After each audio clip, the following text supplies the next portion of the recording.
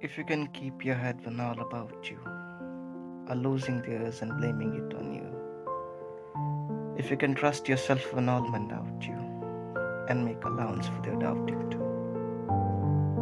If you can wait and not get tired by waiting, or being lied about don't deal in lies, and yet nor look too good nor talk too wise. If you can dream and not make dreams your master, if you can think and not make thoughts your aim, if you can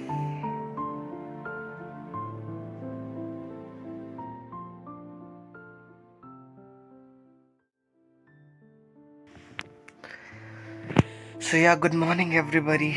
It's 13th of April and 13th? Yeah, let me check it. Yeah, it's 13th of April, Thursday. And so today we will be discussing about Anglo-Norman Age of English period. And let's see how it goes. And yep, yesterday we discussed about Anglo Saxon Age. And so today we'll be discussing about Anglo-Norman Age. So see you. But before that, I have to make tea for myself and get fresh in the bed. Do my essentials. So let's see how it goes.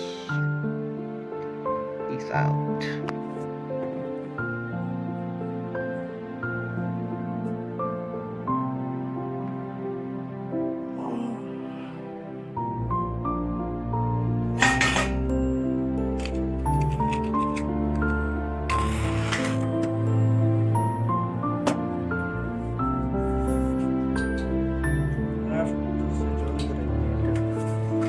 Then you can hear some gas.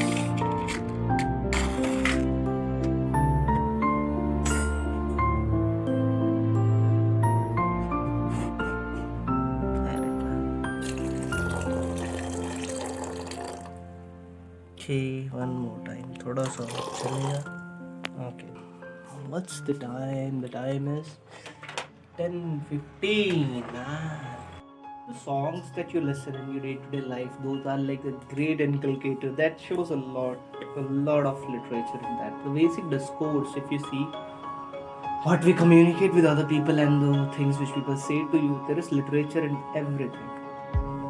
So yeah, I mean, like, I believe that this is a literary vlog when you like doing your own stuff every day and also like sharing some part of it, because what I believe is like whatever things you do in your daily life, that's what we analyze and that study is. If you agree with that, you can just say that. Middle English period, that is also known as Anglo-Norman period. So basically after 1066, what happened? William the Conqueror came and he really conquered the Britain. Yeah, you heard it true. Britain was like conquered in 1066 by Norwegian tribe, which was like influenced by French people, French culture also. So like they came in and they attacked in Battle of Hastings and they conquered the England in 1066. Very important date to remember. After that, the course of English history will totally change. How?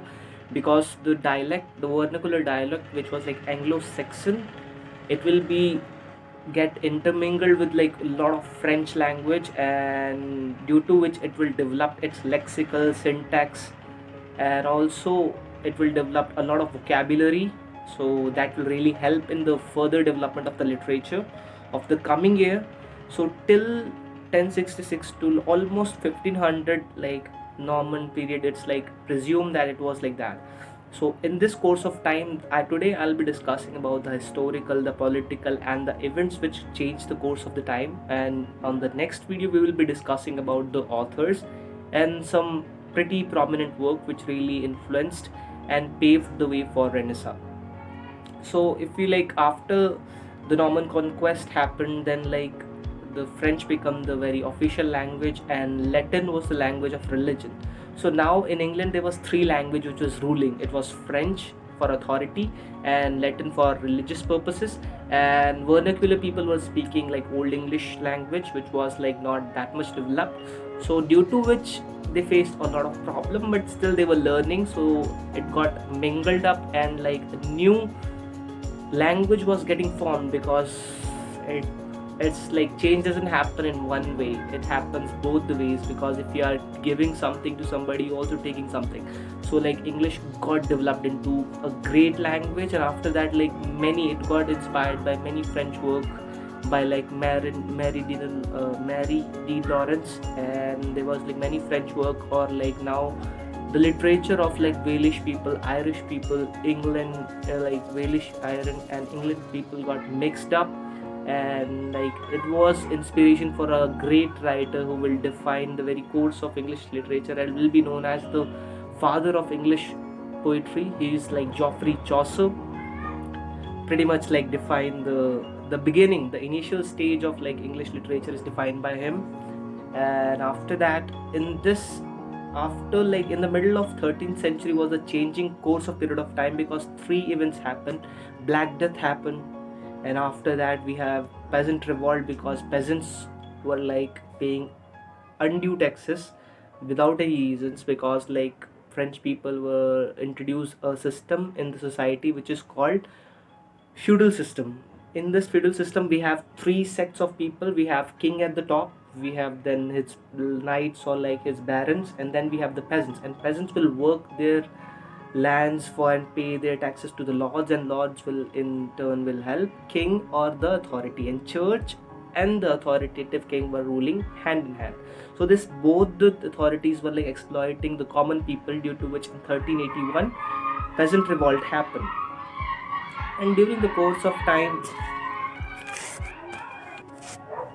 and due to this course of time, like we have peasant revolt, which really happened in the very leadership of like John Ball and Wat Tyler. These were the two people who like collected all the people like archer, merchants, peasants, and they rushed to like London Tower, and they attacked king. Richard II was the king at this point of time. He like tried to communicate the people and calm them down, and said that they will listen to all their complaints and also fulfill their demands. But reverse happened. All those people were like set to like being tricked and were betrayed.